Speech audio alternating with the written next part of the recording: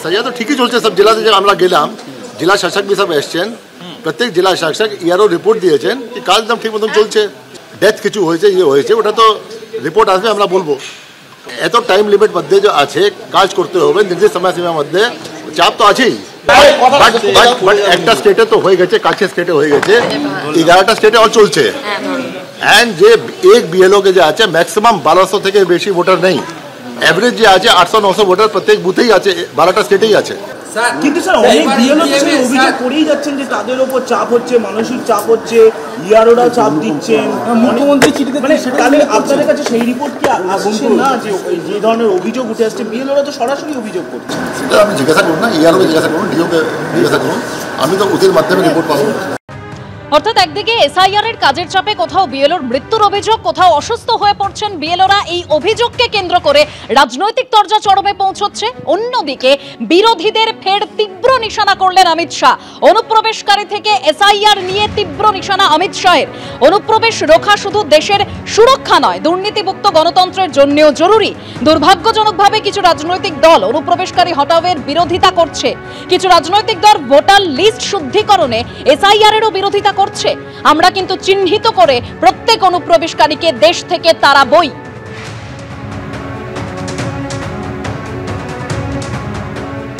BSF देश की सभी सीमाओं पर घुसपैठ को रोकने में लगी और घुसपैठ को रोकना न केवल देश की सुरक्षा के लिए जरूरी है, देश की लोकतांत्रिक व्यवस्था को प्रदूषित होने से बचाने के लिए भी घुसपैठ को रोकना जरूरी है। मगर दुर्भाग्य की बात है कुछ राजनीतिक दल एक घुसपैठिया हटाओ का जो अभियान है इसको निर्बल करने में लगे हैं और वो राजनीतिक दल चुनाव आयोग द्वारा जो एसआईआर की प्रक्रिया चल रही है, मतदाता सूची का शुद्धिकरण जो चल रहा है, इसका खिलाफत कर रहे हैं। मैं आज इस हीरक जयंती समारोह में बहुत स्पष्ट करना चाहता हूं कि हम इस देश में से एक एक घुसपैठिए को चुन चुन कर बाहर निकालेंगे, ये हमारा प्रण है। इस देश के किसी भी राज्य का मुख्यमंत्री कौन हो, देश का प्रधानमंत्री कौन हो, वो निर्णय केवल और केवल भारत का नागरिक कर सकता है। और मैं आगाह भी करना चाहता हूं उन राजनीतिक दलों को जो घुसपैठियों के संरक्षण में लगे हैं। बिहार के चुनाव देश की जनता का मैंडेट है और वो मैंडेट घुसपैठियों की उपस्थिति के खिलाफ। আপনি ঘুষপেটিয়ার কথা বললেন, আপনি যেন বললেন যে কোন একটা রাজ্যে এসআইআর কাজ হতে দিচ্ছে না বললেন, আপনি গণতন্ত্র নিয়ে অনেক ভাষণ বললেন, দেশের নিরাপত্তা নিয়েও অনেক কিছু বললেন, কিন্তু আসল বাস্তবটা কি? দেশ নিরাপত্তাহীনতাতে ভুগছে, এটা তো সত্যি। আর যদি আগাম জানা যেত তাহলে পরে এই আতঙ্কবাদীরা পেহেলগাঁওতে ঢুকে নিহত পর্যটকের এই ঘটনাটা হতো না, পর্যটকরা মারা যেত না, ভারতীয় পর্যটক। আবারও দিল্লিতে এরকম বোম ব্লাস্ট হতো না। তার মানে কেউ ঢুকছে, তার মানে দেশের বর্ডার্সগুলো ঠিক মতো ওখানে নিরাপত্তা দেওয়া হচ্ছে না, আপনার নজর এড়িয়ে যাচ্ছে সেখান থেকে। আর আপনি বাংলার দিকে একটা ইঙ্গিতটা ছেড়ে দিলেন। মাননীয় মুখ্যমন্ত্রী বাংলার মমতা বন্দ্যোপাধ্যায় একটা চিঠি দিয়েছেন চিফ ইলেকশন কমিশনারকে, সেই মর্মেই চিঠি দিয়েছেন যে এসআইআর নিয়ে তো তাড়াহুড়ো কিসে। আপনি এটা অন্য ব্যাখ্যা দিলেন। যাই হোক, বাংলার মানুষ কিন্তু বিজেপিকে বহিরাগতই মনে করে। মোদী অমিত শাহ জমানায় সীমান্ত পার করে ঢুকে থাকতে পারবে, তাহলে তার জন্য আমরা অমিত শাহ সমালোচনা করবো নাকি অমিত শাহ আমাদের সমালোচনা করবে? আর ভোটার লিস্ট এসআইআর এর কথা বলছেন, আমাদের দেখুন তো প্রথম থেকে আমরা বলে এসেছি যে এসআইআর করে ভোটার লিস্টে যে মৃত মানুষের নাম রয়ে গেছে, কি একাধিক নাম, কি মানুষের একাধিকবার নাম রয়ে গেছে, সেগুলোকে বাদ দিতেই হবে।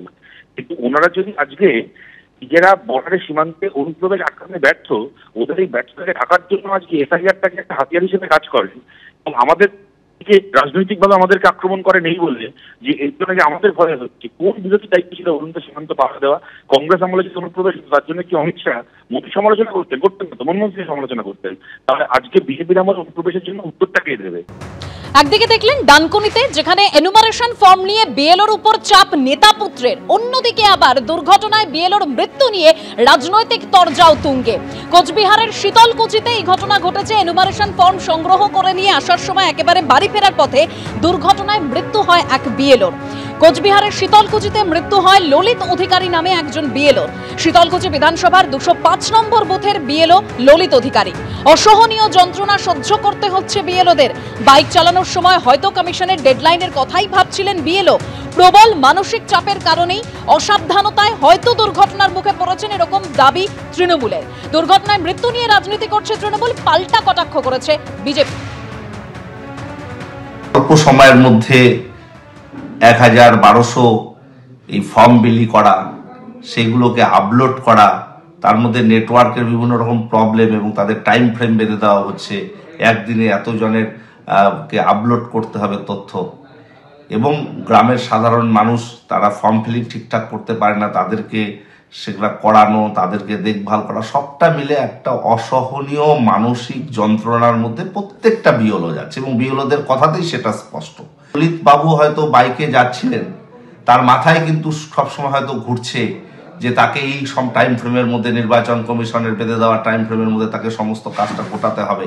55 বছর বয়সী একজন মানুষ, তিনি হয়তো এই সোশ্যাল মিডিয়া নেটওয়ার্ক সম্পর্কে খুব বেশি একটা ওয়াকিবহাল নয়, স্বাভাবিকভাবে তার এই যে যন্ত্রণা, সেই কথাই তিনি হয়তো ভাবতে ভাবতে অসাবধানবশত তার এই দুর্ঘটনার সম্মুখীন হন।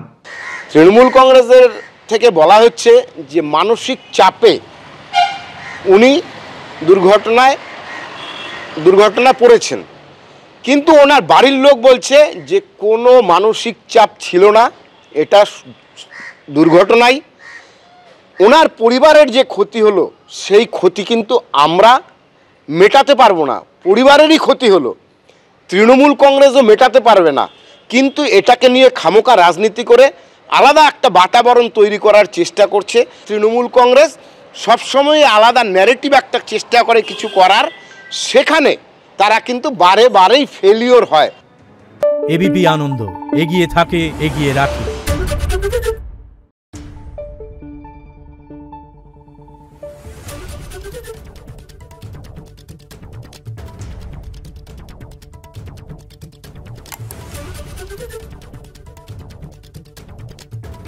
Thank you.